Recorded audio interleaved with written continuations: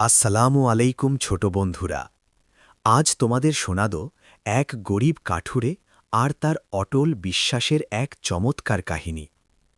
এক গ্রামে বাস করত সালেহ নামের এক কাঠুরে। সালেহ খুব পরিশ্রমী ছিল, কিন্তু বনের কাঠ বিক্রি করে যা পেত তা দিয়ে তার সংসার খুব কষ্টে চলত।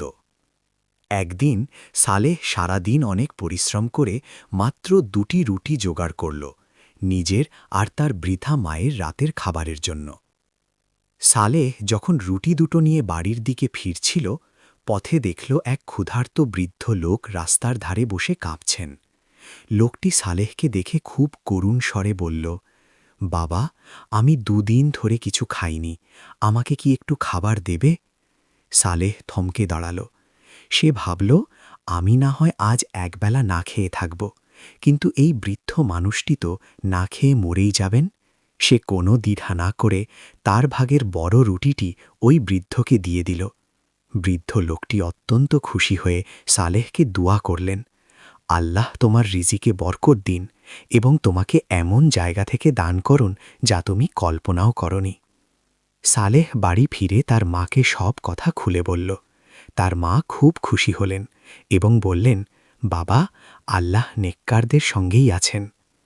ঠিক সেই রাতেই গ্রামের এক ধনী সওদাগর সালেহের দরজায় কড়া নাড়লেন। সওদাগর বললেন, সালেহ, আমি আজ একটি স্বপ্ন দেখেছি যে আমাকে আমার বাগানের সব শুকিয়ে যাওয়া পুরনো গাছগুলো কাটতে হবে এবং সেই কাঠ কোনো একজন সৎ মানুষকে দান করতে হবে। গ্রামের সবাই বলল, তুমিই সবচেয়ে সৎ। তুমি কি কাল সকালে এসে আমার বাগানের কাজ শুরু করবে? পরদিন সালেহ যখন সওদাগরের বাগানে গিয়ে একটি পুরনো মরা গাছ কাটতে শুরু করল, হঠাৎ কুড়ালের আঘাতে গাছের ভেতর থেকে টুংটাং শব্দ এলো। সালেহ অবাক হয়ে দেখল, সেই গাছের খোড়লের ভেতর লুকানো ছিল একটি পুরনো মাটির কলস, যা স্বর্ণ মুদ্রায় ভর্তি।